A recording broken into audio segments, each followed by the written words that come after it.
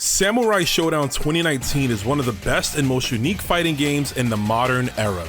The game released back in 2019 to a lot of fanfare, and at the time of this recording is currently the most entered SNK fighting game at a major tournament with over 1,700 entrants. Unfortunately, due to the world crisis of 2020, lots of people were unable to play the game consistently, especially with the netcode, not being so good. However, at EVO 2022, SNK announced that they will be adding rollback netcode to all of the various platforms to the game, and at Evolution 2023, they confirmed the date that it will be released in September 2023. In order to celebrate the release of this magnificent title, I wanted to make a modernized beginner guide for newcomers of all kind, as well as to create a refresher course for past-time players looking to jump back in sword first. These tutorials will be a series of 4 videos to help guide you through everything from the basics to the mastery of mechanics, and even a few tips on characters to get you started. So take out your notepads, open your minds, and let's cross swords, because it's time to learn Samurai Shodown 2019. In life, you need to learn how to crawl before you can walk. So in Samurai Shodown, you need to learn how to advance before you can heavy slash. We're covering movement and buttons today, so let's learn the foundation to our future success. So starting off with the basics, just like every modern fighting game, Samurai Shodown has a forward walk, a back walk, a crouch, and a jump.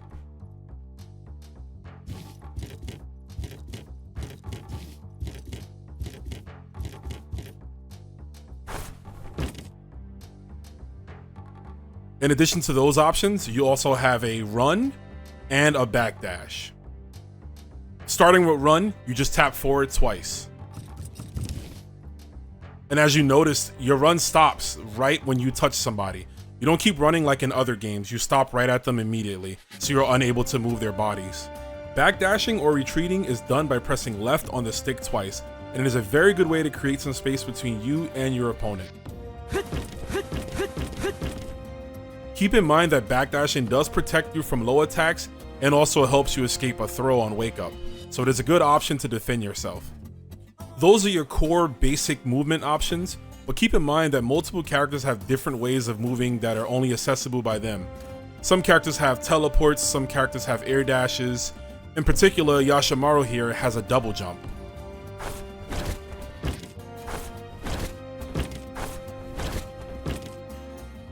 So it's always good to know your character in and out to know which options you also have in addition to the basics. Alright, now it is time to get into our basic attacks. Samurai Shodown is a traditional SNK game, which means it goes by the SNK button scheme of A, B, C, D. The buttons are as listed as follows: A for light slash, B for medium slash, C for heavy slash, and D for kick.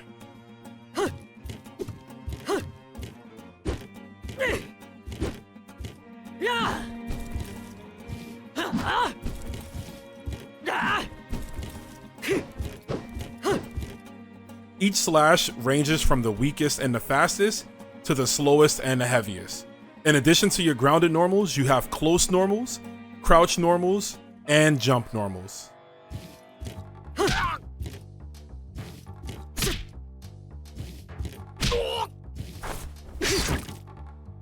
There are 2 more set of normals that you have with unique properties, and that is running normals and disarmed normals. Let's start with running normals first. So running normals are performed as is. You hit a run, which is forward, and you press any button.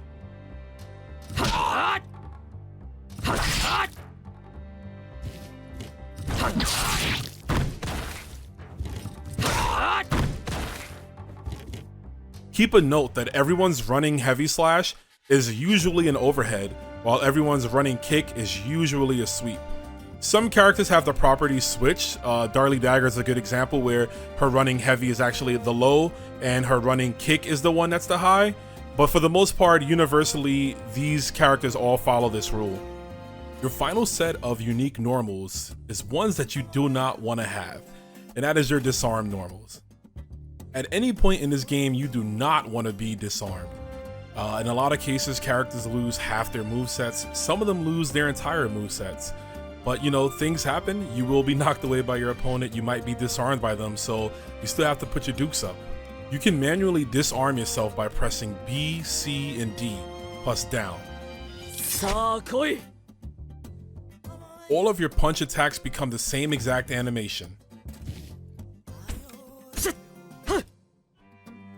If you're nearby your weapon and you want to pick it back up, all you have to do is press light slash over the weapon. If you don't want to pick up your weapon, you can press medium slash and heavy slash even if you're standing over your weapon. You'll do the punch, but you won't pick up the weapon.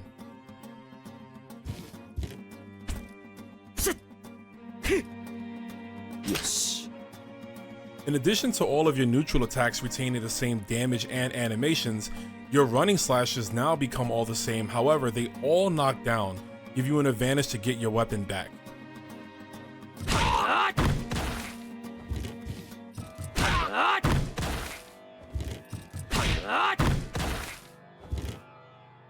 And with that, that covers all of your basic buttons, your basic movement options. But now let's get into our universal options. Universal buttons are options that are shared between the entire cast. They are command normals that are usually shared between specific inputs and a button, or two buttons at the same time. First, let's start with the universal overhead. It is done by pressing B plus C or medium slash plus heavy slash.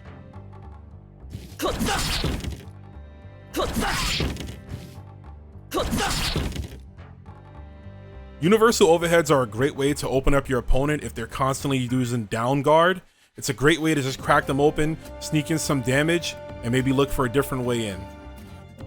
Next up is the universal low. This is going to be done with forward and kick, or forward and D.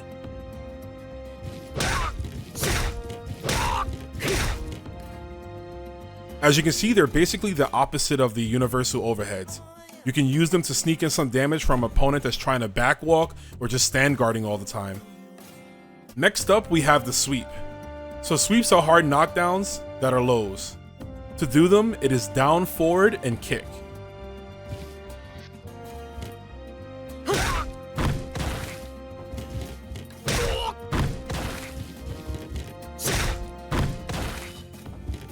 Again, very similar to the last mechanic. Instead, these actually knock down. So they are good for maintaining an offense and stopping your opponent at whatever they want to do. Keep note that while I just showed you the universal options the characters share, not all are created equal.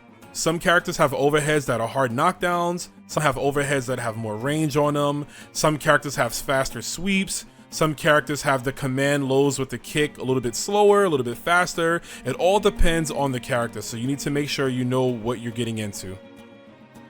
So the final universal option we'll be covering in today's lesson are throws. Throws are in every game, however in Samurai Shodown they act a little bit differently.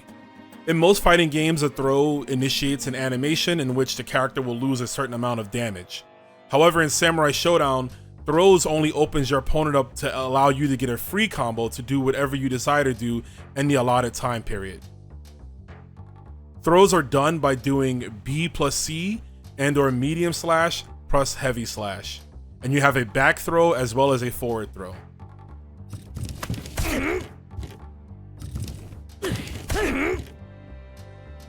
Here's an example of a combo you can get off of a throw.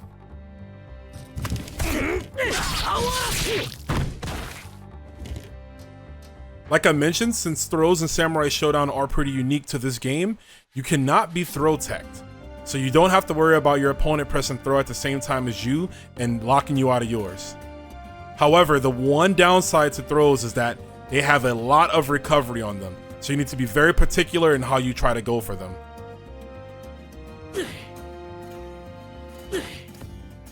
And that'll finish today's lesson. Next video, we'll be taking a look at that meter below our character and all it encapsulates as we begin our journey to tremendous offense. See you next session.